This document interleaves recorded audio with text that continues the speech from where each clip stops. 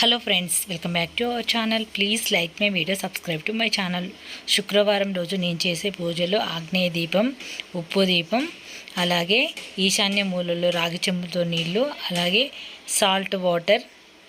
ముందైతే నేను ఇక్కడ మార్నింగ్ పొద్దున్నే పూజలో ఇట్లా సాల్ట్ దీపం పెడతాను. ఫుల్ వీడియో అయితే చాలా వీడియోస్ చేశాను, కావాలంటే చెక్ చేయొచ్చు.